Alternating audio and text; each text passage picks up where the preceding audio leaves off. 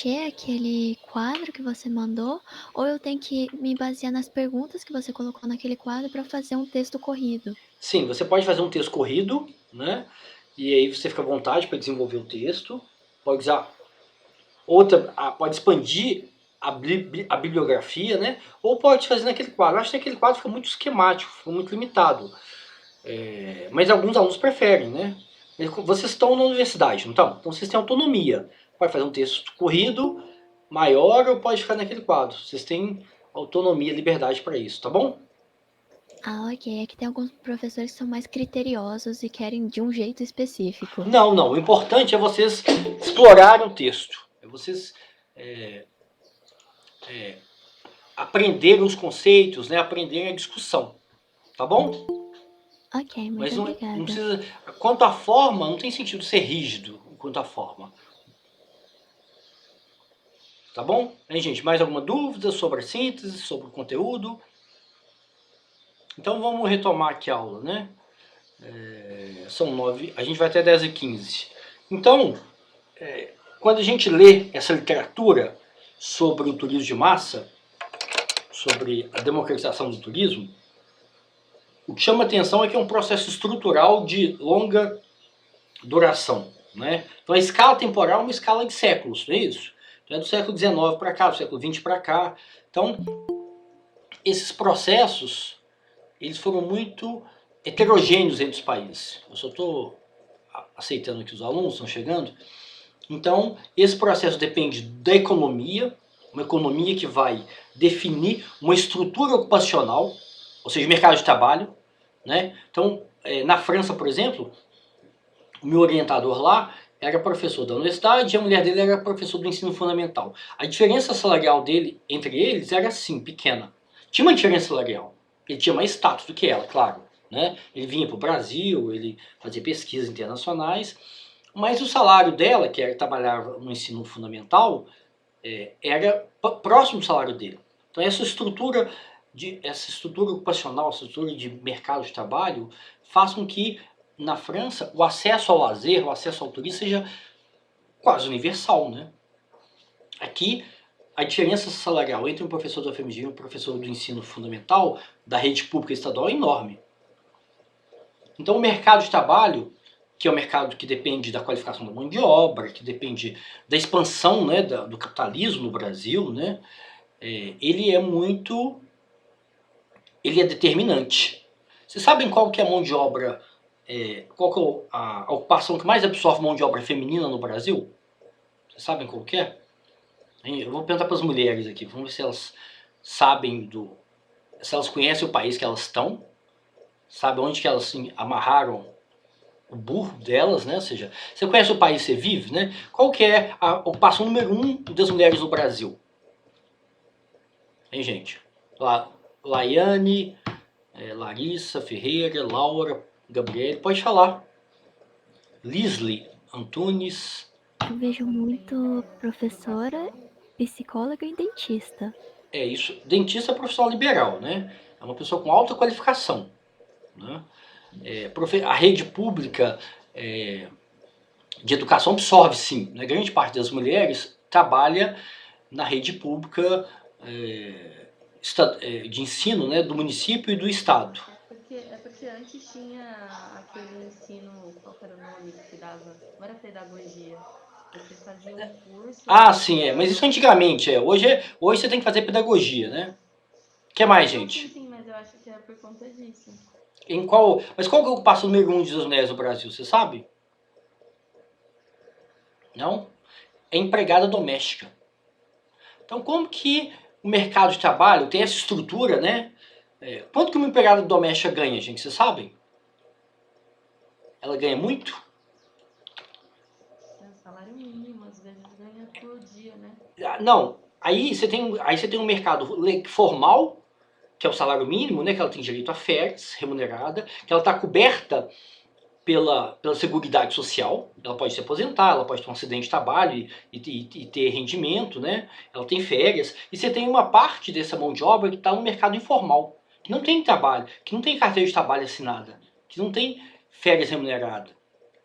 Então, como que uma estrutura ocupacional dessa, ou seja, isso é determinante do lazer, do turismo, não é? É aquele exemplo que eu dei no professor do FMG e da faxineira que mora em Ribeirão das Neves, que recebe um salário mínimo. Então o mercado de trabalho, ou seja, esses determinantes estruturais de longa duração, né, que demoram um século, que está sujeito à flutuação, à oscilação. Então o mercado de trabalho, né, o percentual da população da PEA, população economicamente ativa, que está desempregada, oscila muito no Brasil. Então o mercado de trabalho é um determinante do acesso ao turismo, não é isso?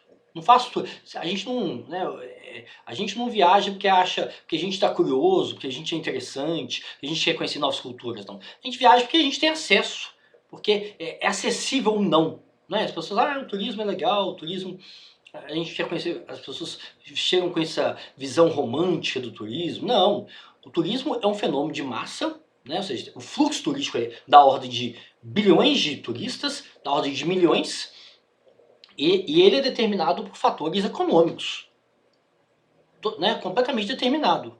Né? Se as pessoas vão, se elas vão ter renda, se essa renda vai permitir ter acesso, ou seja, se vai ter barreiras financeiras, né? Ou barreiras culturais, ou barreiras linguísticas, né? Imagina a população brasileira viajando para um país com outro idioma. Né? Como que as pessoas vão sair? Você acha que as pessoas vão se sentir seguras?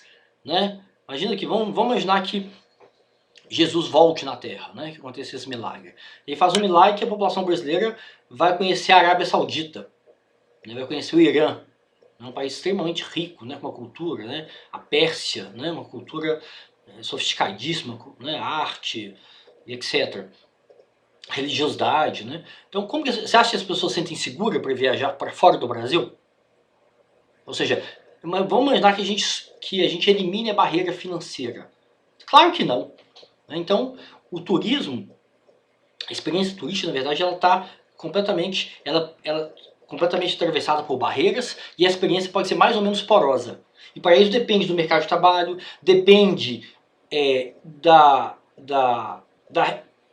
regularização desses trabalhadores, né, que é o direito à férias remunerada. Né? Então aí é uma questão da legislação. Agora a gente teve um afrouxamento da CLT, não é isso? Vocês acompanharam isso no governo Temer, e agora teve um afrouxamento da regulação que protege o trabalhador, né? Então você tem uma flexibilização. O turismo também é um valor cultural, né? À medida que passa a ser valorizado o ócio, né? O prazer, né? E a interação, né? Como a troca cultural, né? A interação com o outro, a troca cultural, como isso passa a ser valorizado. Então, vocês acham que é valorizado no Brasil? Você acha que a experiência turística, como um tempo de ócio, né? Um tempo de prazer, né? Como um tempo e um espaço de interação com pessoas diferentes de você? Como que o brasileiro vai entender o mundo se ele não sai do Brasil? Não é isso? O Brasil é muito endógeno, não é? O brasileiro conhece só o Brasil. A nossa mentalidade é muito endógena, muito limitada. Então, se você falar sobre coisas diferentes no Brasil, sabe como que as pessoas reagem? Não, isso não funciona no Brasil. Aqui a gente tem uma teoria da jabuticaba. Vocês conhecem a teoria da jabuticaba? Só tem jabuticaba nesse país. Então, não, tudo é jabuticaba. Então, se você vai falar sobre aborto, sobre qualquer coisa no Brasil, não funciona aqui no Brasil, porque o Brasil é diferente. Né? Então, essa experiência com o outro, a troca cultural, troca de valores, ela é muito restrita por essas barreiras financeiras, barreiras de idioma, nem os nossos vizinhos a gente conhece. Vocês conhecem os vizinhos do Brasil? Argentina, Chile, Uruguai, Peru, né? Ou seja, O pessoal só conhece o Paraguai porque é fácil ali, né? Passar porque, aquela ponte. por motivos de trabalho, por motivos econômicos. As pessoas, antigamente as pessoas, quando eu era criança, as pessoas traziam, eu lembro disso, vocês lembram ou não, né? As pessoas iam para o Paraguai e traziam coisas, lembra? Coisa eletrônica. Hoje em dia não, hoje em dia o mercado brasileiro ele está mais sofisticado, né? Mas antigamente você tinha que comprar produto da China no Paraguai. Hoje em dia os produtos da China chegam no Carrefour, chegam no Ponto Frio, chegam nas Casas Bahia, ou seja, o mercado todo é um mercado chinês, né? Acabou essa história. E a qualidade dos produtos também é superior, né? Antigamente era muito ruim. Então, você tem essas mudanças estruturais de ordem econômica, de ordem política, né, que as férias passam a ser remuneradas, aí você tem, agora, por exemplo, você tem uma flexibilização da SLT, você tem essa valorização. Você acha que é valorizado no Brasil o lazer? Hein, gente? Vocês podem falar, viu? Quando eu pergunto, vocês podem responder. Professora, eu não escutei, você pode repetir. Vocês acham que o tempo de ócio, de lazer, né, o tempo de prazer é valorizado no Brasil? Vocês acham que existe uma... Acho que depende do lugar. Porque, por exemplo, igual você tava falando, né? Tipo, se você for pra... Igual eu fui pra Bonito, o tempo lá que eu gasto, ele é muito valorizado, porque eu gastei horrores, assim, pra fazer cada passeio. Então não foi um tempo, ósseo, foi bem valorizado, eu acho. Igual quando Sim, você vai pra Fernando de Noronha, você paga pelo tempo que você fica lá. claro, Tempo valorizado. Sim, sim. Então, então esses fatores estruturais, né, como a economia, o direito, a legislação, né, que regulamenta as férias remuneradas, a valorização da viagem, a valorização da interação com o outro como como fundamentais para a nossa sociabilidade, para a gente ter uma sociedade mais democrática, né? Uma sociedade mais... Parar pra pensar, né? Ah, Quando você tava falando sobre o turismo de serviço, quando as pessoas vão viajar, acaba pegando só o serviço das pessoas e não interage com a cultura local. com a população local, Mas se você não parar tem pra troca, pensar, né? só faz isso, além da questão do comodismo, isso. Então, só faz isso, talvez um pouco também, além da questão do comodismo, exatamente por conta das barreiras que você estava falando. Porque, assim, se você talvez sai e vai, igual, quantas vezes você vai e fala assim, eu vou sair para comer.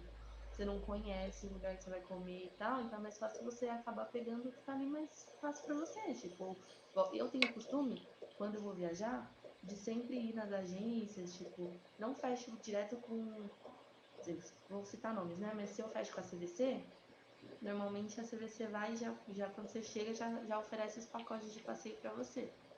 Eu não fecho assim direto, eu prefiro ter aquele convívio com a população, igual quando você vai para Bahia, tem como você ir para Arraial da Ajuda, pegando o transporte deles e é tão barato e é tão bom quanto. E às vezes o pessoal cobra o dobro, sabe? Eu prefiro ter essa vivência.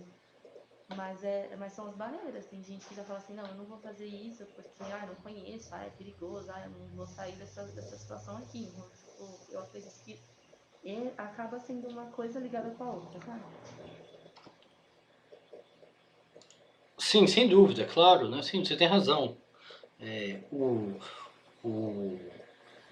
Isso tem muito a ver com o perfil do turista também, né? Se ele é mais jovem, se ele é idoso, né? Então o turista mais jovem ele assume riscos, né? Ele busca mais interação, né? Então tem a ver também com essa trajetória de vida, da nossa vida, né? Com esse nosso ciclo de vida, né? Então às vezes as pessoas viajam em grupo porque elas se sentem seguras. A gente tem que reconhecer isso, né? Às vezes você tem uma excursão, é muito comum ter excursão de um perfil mais velho, né? De pessoas mais idosas, porque as pessoas se sentem seguras assim. E aí, para elas terem uma experiência turística, para elas conhecerem uma cidade nova, um país novo, elas precisam viajar em grupo. E precisam ter um intérprete. Intérprete não, um mediador, né? Precisam ter um mediador que é aquela pessoa que vai mediar a experiência turística para elas, né? Então isso é importante, né? Então, o que significa democratização, hein, gente? Democratização da experiência turística, na verdade, é uma consequência dessas mudanças estruturais, não é isso? Você tem mudanças estruturais na economia, na política, na cultura, né, nos meios de transporte, ou seja, essas barreiras que existiam no período pré-moderno, elas vão ficando mais porosas, ou elas desaparecem. Então você tem uma série de mudanças estruturais que não são homogêneas, né, entre os países. Cada país tem um ritmo, né? O Brasil oscila muito, a economia brasileira, a instabilidade política no Brasil também oscila, né? Então a gente tem um caminho muito mais zigue-zague do que outros países, né? Então a democratização do turismo significa que esses processos de longa duração, os processos estruturais, né, tem a ver com o mercado de trabalho, tem a ver com o direito à férias remunerada, tem a ver com a capacitação da mão de obra, a qualificação da mão de obra para ter uma renda maior, com a valorização do tempo de ócio, do tempo de prazer, né? Que eu acho que no Brasil não é muito, né, quando você compara com outros países, aqui não é muito valorizado, né? A gente é uma sociedade ainda que cobra uma produtividade ainda muito grande da gente o tempo todo, né? Então, esse processo é um processo estruturais de longa duração. E esse processo é que vão informar para a gente, vão resultar numa maior ou menor democratização do turismo, né? Que a gente vai ter um turismo de massa, né? Então, o que é característica do Brasil, quando você compara com outros países? É um turismo interno, não é isso? A gente tem um turismo muito interno, turismo nacional, porque é muito caro. Então, talvez a maior característica do turismo de massa no Brasil seja um turismo dentro do país. Porque a barreira, essas barreiras de idioma, barreira cultural, barreira econômica, restringem a experiência do turismo internacional no Brasil. Então o Brasil manda pouco turista para fora e recebe pouco turista. A gente discutiu isso na aula passada, né? Por ano o Brasil recebe mais ou menos 5, 6 milhões de turistas estrangeiros. Quando você compara com os países europeus, é pouquíssimo, né? Então a França tem uma tabela aqui, eu vou achar ela aqui para mostrar para vocês, né? E essa tabela está defasada, né? Aqui, ó. Eu vou compartilhar aqui com vocês para vocês verem a escala, né, do turismo de massa.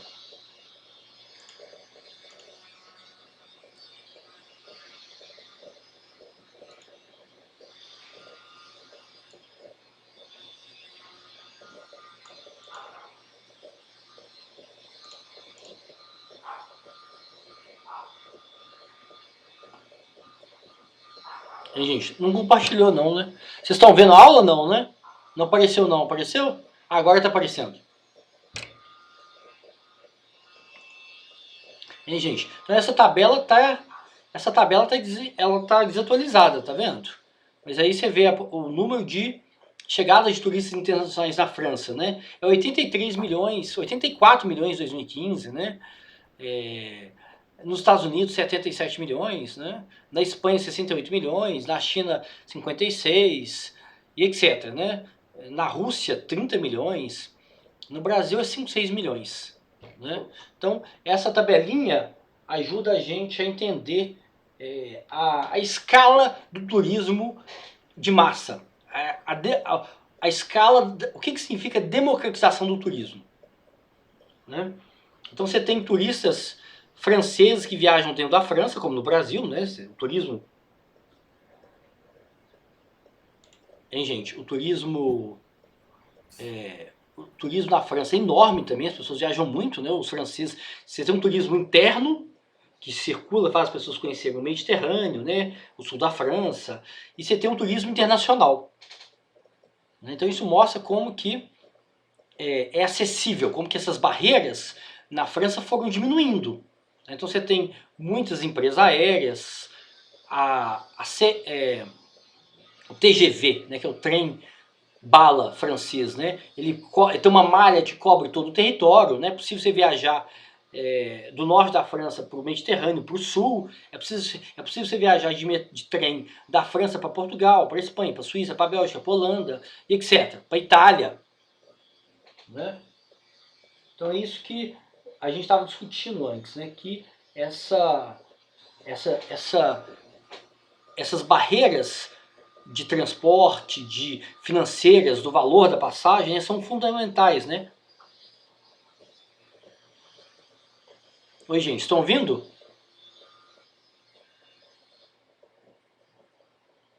E agora, tá ouvindo? Voltou? Hein, pessoal? Responde.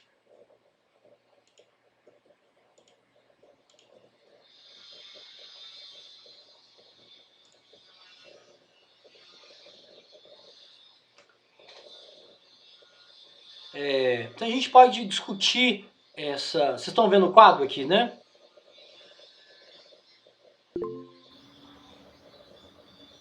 Pessoal? Tá cortando, professor? Tá cortando um pouco. Ah, tá joia. Agora... Eu vou fechar aqui um pouco minha câmera aqui. Tá normal agora? Agora tá funcionando? Tá...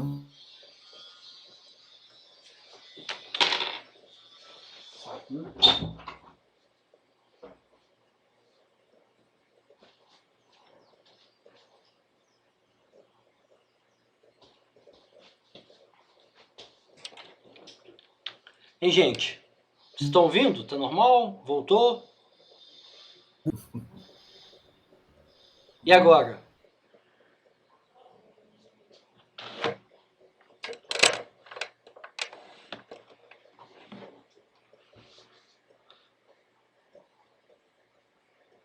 Oi, gente. Vocês estão ouvindo? Me dá um retorno aí.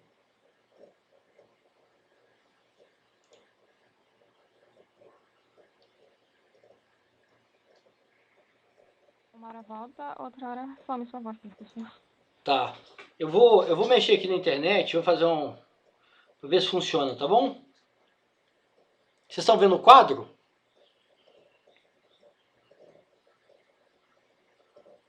Ai, merda.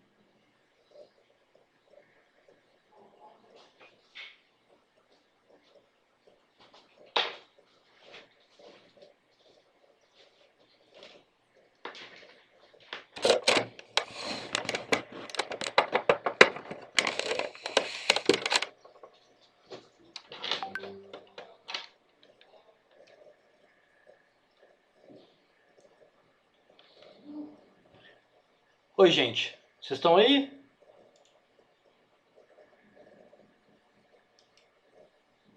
Agora tá melhor.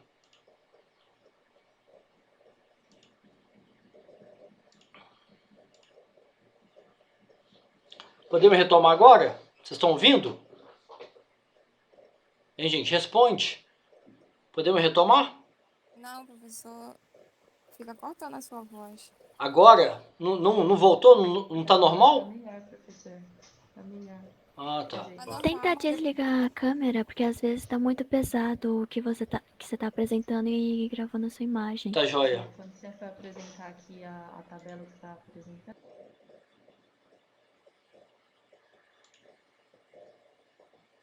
Eu vou...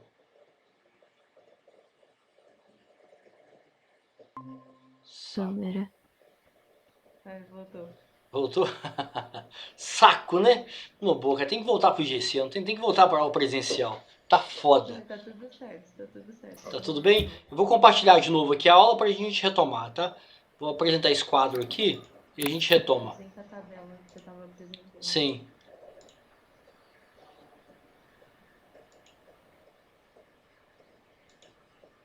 Ok? Todo mundo tá vendo a tabela? Sim. Sim, Então professor. a gente pode discutir esse paradoxo. O que significa esse paradoxo, né? Democratização, né? Aí você tem um processo aí que é um processo de longa duração, né? Um processo que atravessa o século XIX, século XX e chega até agora, no século XXI, e que é muito desigual entre os países, que é muito heterogêneo entre o Brasil, o Canadá, a Suíça, etc. Né? Você tem uma mobilização pelo direito, né? O lazer, o turismo, ou seja, esse tempo de ócio, esse tempo de lazer, de prazer, né, de ter uma experiência que vai mudar seus valores, que você vai interagir com grupos sociais distintos do seu, passa a ser uma questão política. né? Então você tem, né, passa a ser valorizado a troca de experiências culturais, né? Você tem um processo de expansão do mercado de trabalho, aquilo que eu falei, né? Então o mercado de trabalho passa a ser mais qualificado, as pessoas passam a ter mais renda. Claro que isso no Brasil, por exemplo, não é igual nos países europeus, né? A gente tem ainda uma grande parte da mão de obra que não tem qualificação e está fora do mercado formal de trabalho, né? Então você tem um aumento da mobilidade, do consumo, né? Então a gente vive hoje, na minha infância, igual eu falei, as pessoas iam no Paraguai trazer bugiganga. Hoje em dia o acesso, né? Isso é uma coisa curiosa, né? O acesso à tecnologia, aí, gente, eu não consigo dar aula assim, abrir a câmera, né?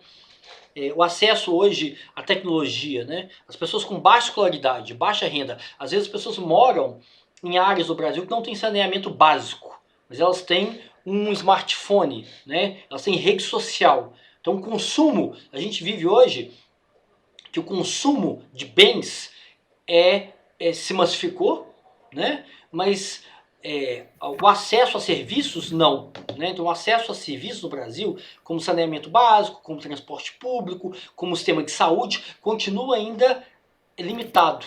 É curioso isso, né? As pessoas têm muito mais acesso à informação, a consumo, né?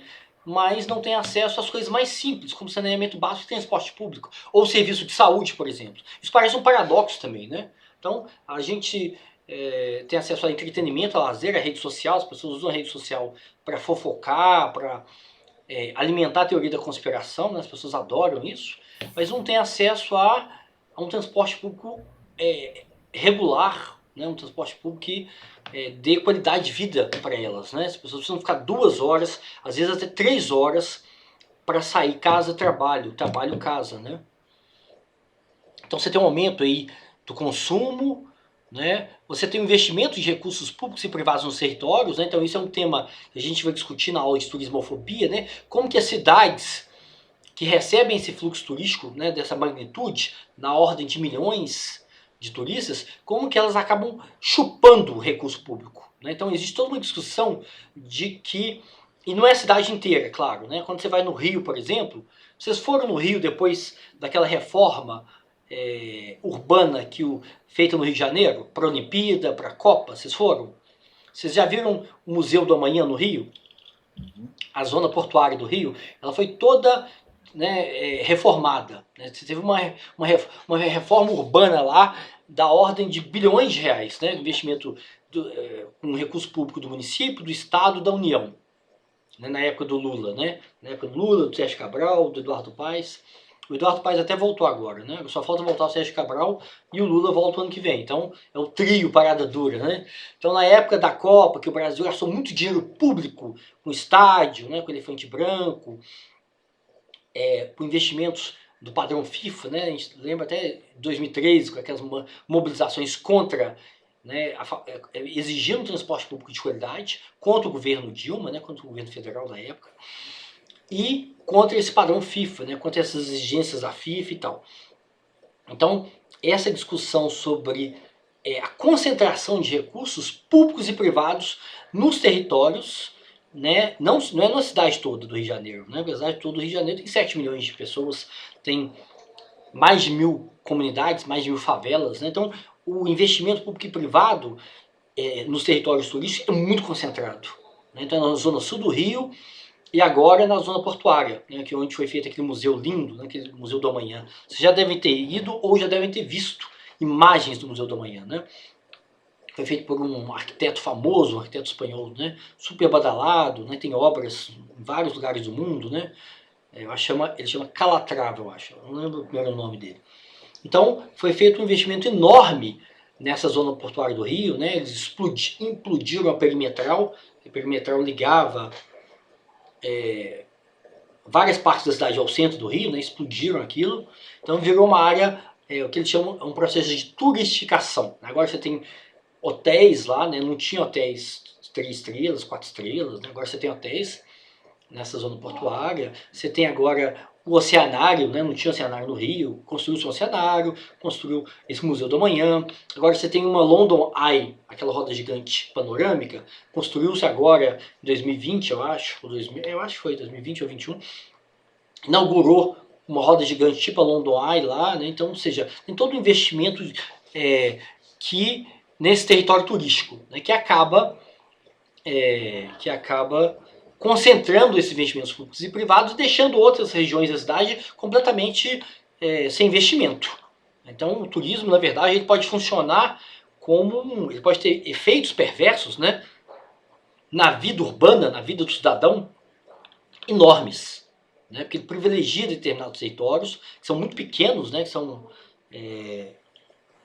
extremamente concentrados. No caso do Rio de Janeiro, é a zona sul, né, Copacabana, Ipanema, Leblon, e etc. E essa zona turística, essa zona portuária que agora resolveu, que virou um espaço turístico, né? Então o turismo, essa massificação do turismo está extremamente dependente do desenvolvimento econômico, né? Ou seja, você tem que ter um desenvolvimento do mercado de trabalho para você ter uma mão de obra capaz de consumir o turismo e ao mesmo tempo o turismo gera economia nos territórios. Então o turismo na verdade entrou num ciclo econômico, um ciclo ele é alimentado pela economia, né? Quando você cai o desemprego, cai a inflação, as pessoas têm poder de compra, as pessoas vão ter mais renda, vão investir em viagem, vão investir em lazer, vão investir no seu tempo livre, no ócio, né? E ao mesmo tempo o turismo é capaz de gerar desenvolvimento econômico nos territórios. Aí você tem os estudos dessas cidades do Nordeste, né, que recebem turistas estrangeiros e turistas, né, do turismo interno e que vão concentrar essa riqueza, né? São esses grandes resorts, são essas grandes cadeias de hotéis, né? E que muitos são estrangeiros. Você sabe que essas cadeias de hotéis do Nordeste são espanhóis, portugueses, europeus, né? Então você tem um processo de concentração de renda que o turismo gera, que é um efeito perverso, né, do turismo, né? Ele gera desenvolvimento econômico, ele é dependente da economia, né? Para você ter turista, você tem que ter trabalhador com renda, né? Trabalhador com férias remunerada. Então ele oscila muito e ao mesmo tempo o turismo é capaz de gerar desenvolvimento econômico. Então por isso que a gente tem nos estudos, né, no campo dos estudos do turismo, uma hegemonia da economia. A maior parte da produção do turismo é da economia, né? Então vocês estão interessados em entender qual o impacto econômico, né, qual o desenvolvimento econômico gerado pelo turismo numa cidadezinha do litoral da Bahia, né, ou do Ceará, né? Então a literatura fala muito de uma dependência do turismo, como se fosse uma monocultura. Olha que interessante, né? Então algumas cidades litorâneas, e agora com a pandemia isso foi um desastre, né? Foi o setor mais afetado da economia, foi o turismo, né? Você teve, né, o fechamento de muitas empresas, né, de hotéis, toda a cadeia econômica em torno do turismo, né, alimentação, transporte, hospedagem, né, e etc., hospitalidade. Então você tem algumas cidades que são completamente dependentes do turismo. O turismo é a única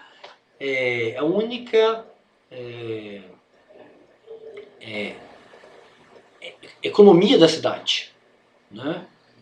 É como se fosse como as cidades mineiras, né, que dependem da Vale, né? Então, a Vale pode destruir e matar a cidade, mas ninguém quer que a Vale saia, não é isso? Então isso é em Patinga, lá tem os em Minas, né, em Patinga, né? Em Itabira, né, que depende da Vale, Ouro Preto, Diamantinho, Brumadinho, Mariana e etc, né? Então tem uma dependência econômica muito grande de cidades específicas, né, do desenvolvimento econômico gerado pelo turismo.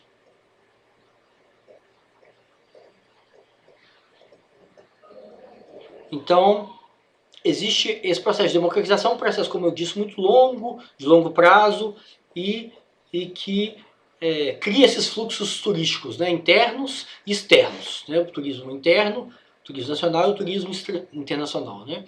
E há uma discussão sobre os efeitos dessa massificação, né, que é o que a literatura chama de neocolonialismo, a dependência dos países pobres, dos países ricos, dos turistas estrangeiros, né.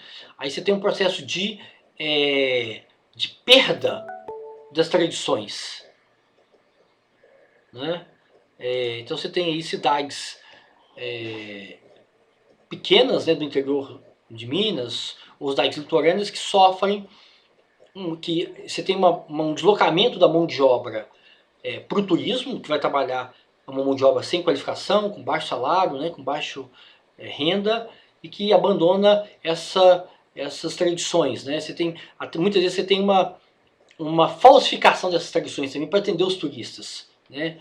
Então você tem aí baianas que não são baianas, você tem aí comunidades que passam a vender artesanato, que passam a vender um produto superficial para os turistas, né? Então você tem aí o processo de esvaziamento dessas tradições para atender esse fluxo turístico, né, muito grande. Aí você, obviamente, tem impactos ambientais, né? Esse processo de massificação gera impactos enormes no ambiente, né? De produção de lixo, de destruição, né? E destruição do patrimônio cultural, do patrimônio público, né? Você tem essa concentração, que eu já chamei a atenção, né? De recursos públicos e privados nos territórios turísticos, né? Que são uma pequena faixa de território de uma cidade, se a gente pensar no Rio de Janeiro. Aí você tem conflitos, né? Professor, o que seria essa parte que você falou, solução mágica para países pobres? Seria essa dependência do neocolonialismo, que a literatura chama, né? Que é essa dependência dos territórios do turismo.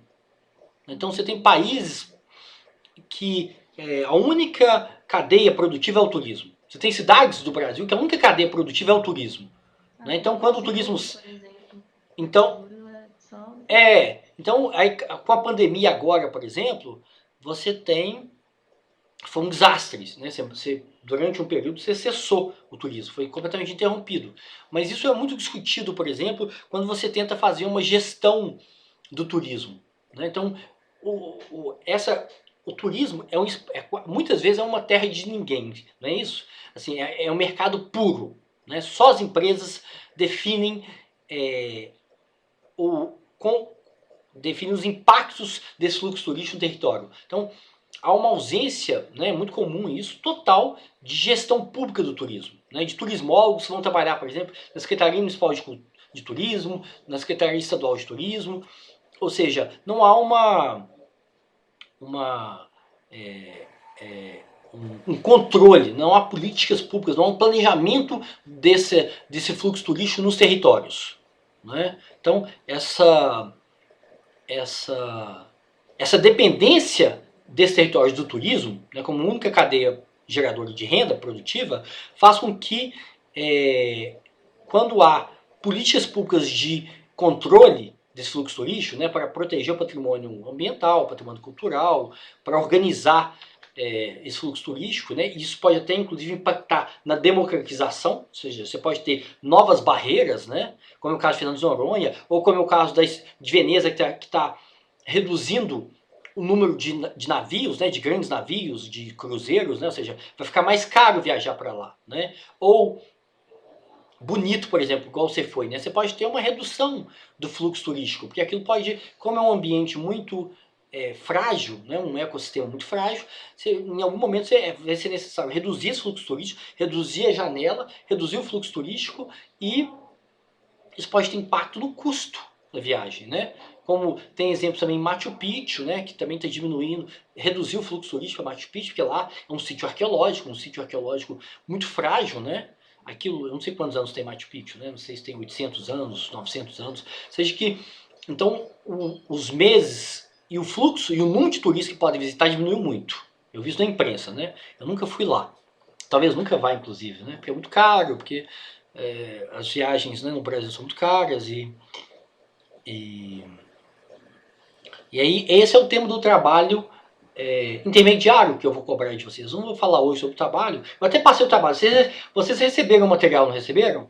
As aulas, os textos, o trabalho final, o trabalho intermediário, né? O trabalho intermediário é sobre turismo virtual, né? Em que medida que o turismo virtual ele permite uma experiência autêntica? Em que medida que o turismo virtual democratiza o acesso a determinados espaços turísticos? Né? Se eu perguntar para vocês aqui, quem conhece a muralha da China?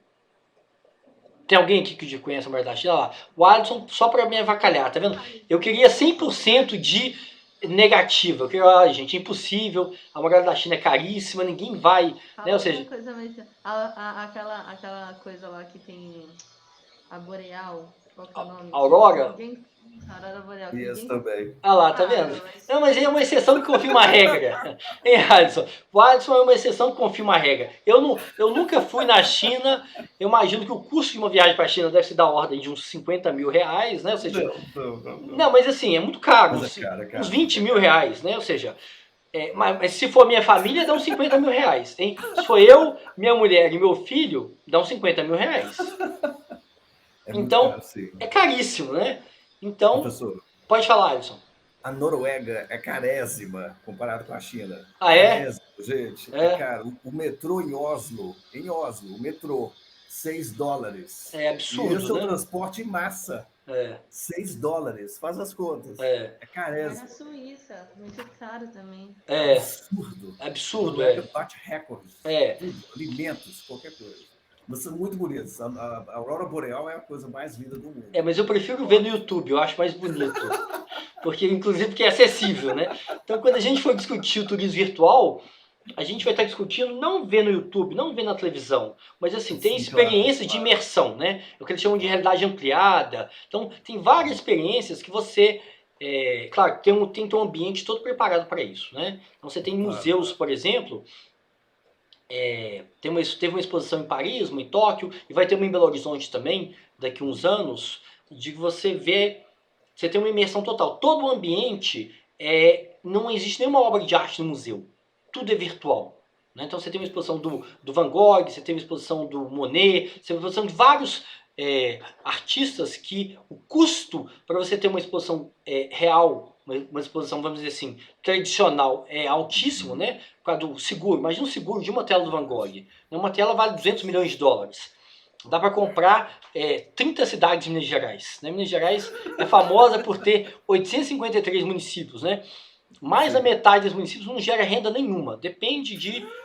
Mas é verdade isso. Depende de transferência de fundo. Fundo estadual e fundo federal. Então, com uma tela do Van Gogh, você compra 30 cidades em Minas Gerais. Olha o nível de capacidade, né, de riqueza dessas cidades. Né? Então, tem muita discussão sobre isso. Né? Como que Minas Gerais criou-se de forma artificial cidades. Né? Cidades que não têm riqueza. Né? Então, não poderiam bancar Câmara Municipal, Prefeitura, etc, etc, etc. Então, isso mostra a complexidade dos nossos problemas. Né? Agora, por que eu estou falando isso? Não sei. Então vamos voltar aqui. Aonde que a gente estava mesmo? Tô gostando de São Paulo, hein, do jeito que você tá falando aí. Oi? Minas Gerais, Belo Horizonte, acho que eu tô gostando mais de São Paulo mesmo agora. Não, São Paulo é interessante, eu gosto de São Paulo. A gente está onde mesmo? A gente está no trabalho intermediário. Eu estava falando do turismo virtual. Do turismo virtual, né? Então, no turismo virtual eu vou discutir com vocês, nesse trabalho, eu vou discutir com vocês essas questões da democratização e da autenticidade, né? Que vocês vão, em que medida que essa experiência, que a princípio parece uma experiência padronizada e uma experiência superficial, não necessariamente é uma experiência superficial, pode ser uma experiência autêntica. Claro que para isso você tem que ter um ambiente de imersão também, né? Não é fazer uma visita virtual a um museu pela internet, né? É mais do que isso. Aí a gente vai discutir os recursos tecnológicos necessários para essa imersão. Mas provavelmente eu vou ganhar muito mais informação, né, fazendo essa imersão através do turismo virtual na muralha da China, do que eu esperar viajar até a muralha da China. Provavelmente não vai acontecer nessa vida. Talvez daqui 2 encarnações, 3 encarnações, eu vá para a China, mas por enquanto, sem chance, né? Então, o turismo virtual, inclusive, ele é importante para pessoas que têm uma série de limitações. Não só barreira financeira, mas também limitação de locomoção, limitação de saúde, limitação de pessoas que têm limitação auditiva ou visual, né, que são cegas, né, ou pessoas que estão em situação de vulnerabilidade muito grande. Né, então, ele é uma forma, ele rompe essas barreiras. Rompe a barreira financeira, a barreira do deslocamento, da viagem, que é muito custosa. Né? Uma viagem é muito cansativa, dependendo das limitações físicas, né, de saúde do perfil do turista é muito trabalhoso, muito custoso, né? Além de ser caro, além da barreira do idioma, por exemplo, né? Ou da barreira cultural. Então essa questão do turismo virtual não significa que que ele vai substituir, né? Ele é complementar a uma experiência, a uma visita a um sítio arqueológico, né? É complementar. Então você tem uma imersão em Pompeia, por exemplo, um sítio arqueológico que também está sendo reduzido cada vez mais o fluxo turístico por causa da preservação daquele ambiente. Lá tem não sei quantos anos em Pompeia, tem 1000, 2000 anos, não sei. Então, além você preservar esse sítio arqueológico, você tem uma imersão muito grande que vai te trazer muita informação e ele é complementar a uma visita. Então, no futuro, né, daqui a 2, 3 encarnações, eu vou na Muralha da China, eu vou lembrar dessa experiência que eu tive no turismo virtual agora. Ok?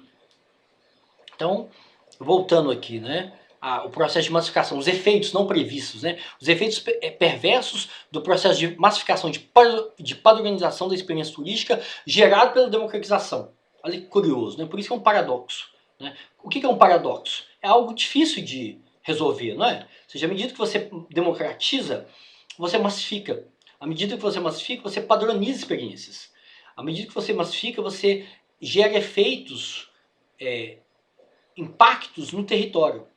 Né? Impactos ambientais, impactos na população local, ou seja, é difícil. Ou seja, qual que é a alternativa? É você elitizar? Imagina que você é um turismólogo que trabalha numa prefeitura, né? Você é o secretário municipal de turismo de uma cidade histórica de Minas Gerais, por exemplo, ou uma cidade litorânea que tem um ecossistema muito frágil, ou Bonito, por exemplo, igual a Larissa viajou, né? Lá no Mato Grosso. Então você tem que reduzir esse fluxo turístico, né? O Ministério Público vai te responsabilizar penalmente, né? Civil, você vai ser responsável civilmente, você vai ter que pagar multa, e você vai ser responsável penalmente também, né? Criminalmente, se você não cuidar desse patrimônio. Você tem um patrimônio histórico, um patrimônio cultural, um patrimônio ambiental, que você tem que reduzir o fluxo turístico. Como fazer isso? Qual que é a melhor forma de fazer isso? É com educação ambiental? Né? Será que distribuindo cartilha os turistas vão mudar o comportamento deles? Né? Ou você vai ter que fazer vai ter que investir, vai ter que fazer uma lavagem cerebral, né? Ou você vai ter que reduzir o fluxo turístico, ou você vai ter que aumentar o custo aumentar as barreiras financeiras, vai ter que fechar a janela de visitação, né? Em vez de ser 60 dias no ano, você fecha para 25 dias no ano. Então esse é um problema que os turismólogos, né, vão ter que enfrentar, né? Porque esse processo de democratização, a Europa está enfrentando isso. Então, se a gente for pegar, por exemplo, o Carnaval de Belo Horizonte, né? Quem conhecia o Carnaval de Belo Horizonte antigamente, era ótimo o Carnaval, né? Porque não tinha nada. Eu adorava o Carnaval de Belo Horizonte, era morto.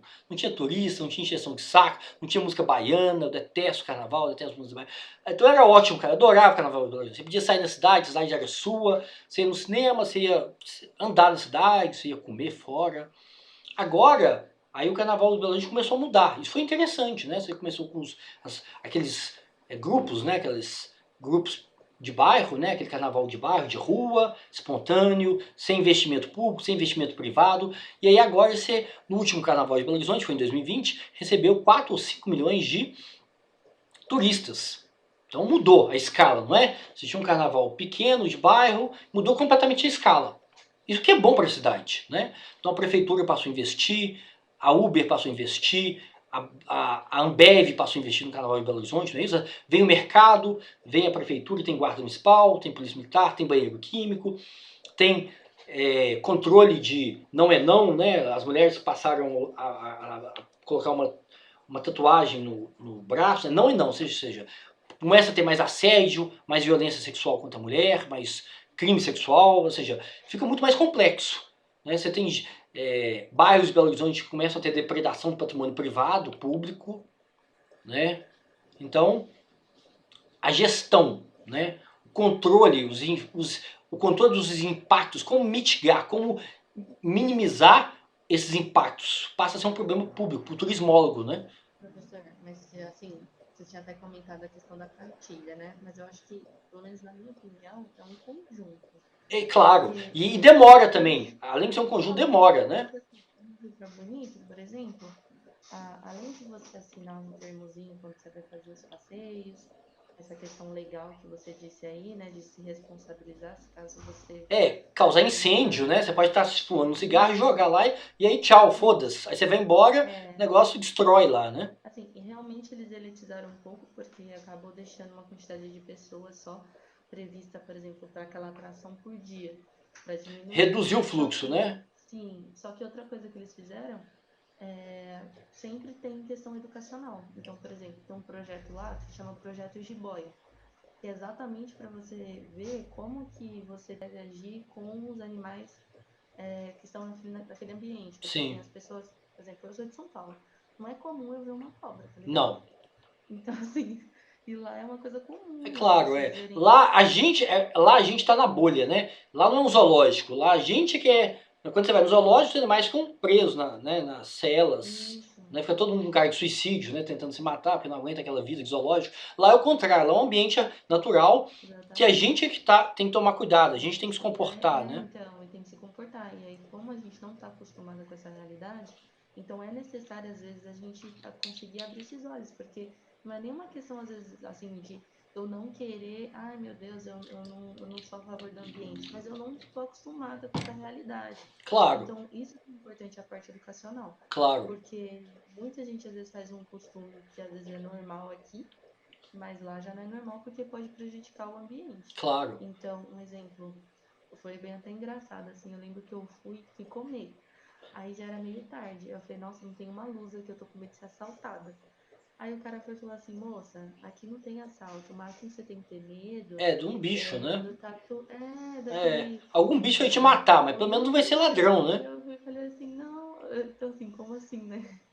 E ele foi falar assim, pode ficar tranquila, que não tem nada aqui de assalto não, é só atenta com os bichos que ficam... tem sucuri, tem jiboia, tem jacaré, alguma coisa vai te pegar. Mas pelo menos não é bandido, né? Porque paulista morre de medo de bandido, né? Paulista tem pavor de bandido. É porque isso é tão comum aqui, 2 caras numa moto, você já fica... E, gente, o link vai cair agora, 10h10, né? E aí a gente faz um intervalo de novo, tá bom? E aí eu mando o terceiro e último link da aula no grupo do WhatsApp, tá bom? Então, Larissa, isso é muito mais complexo ainda quando você tem turismo, por exemplo, em comunidades nativas, né? Comunidades, assim, que têm características culturais muito específicas, como quilombola, por exemplo. Então, aqui em Belo Horizonte, aqui em Contagem, que é uma cidade da região metropolitana, tem uma comunidade quilombola. Então, lá eles estavam discutindo se eles queriam... Eu lembro que eu participei de uma reunião, eu faço parte do Comitê Municipal de Turismo, Conselho Municipal de Turismo. Então, em que medida que essa comunidade quilombola, ou uma comunidade indígena, aqui em Belo Horizonte, aqui em Minas tem muito turismo para comunidades indígenas, né, que tipo de alimento que você leva, né, que tipo de, qual que é a relação que você tem com, alguns rituais, alguns espaços daquela tribo são vetados para o turista, é interditado. Você não pode chegar lá e fazer, lá não é um parque de diversão, não é que você compra ingresso e fica vendo os índios lá fazendo ritual religioso, etc, etc, etc. Então, o impacto do fluxo turístico, eu estou falando fluxo turístico, né? Não é um indivíduo, são milhares de indivíduos, né? Que vão naquele ambiente, é muito complexo, né? Então, gente, vamos parar agora, porque falta 1 minuto para interromper. E a gente volta, deixa eu ver aqui o horário, a gente volta 10h20, tá bom? A gente faz os intervalos de 20 minutos, a gente almoça, né? Come a sobremesa e volta 10h20, tá bom? Então até mais. Eu mando o link no WhatsApp.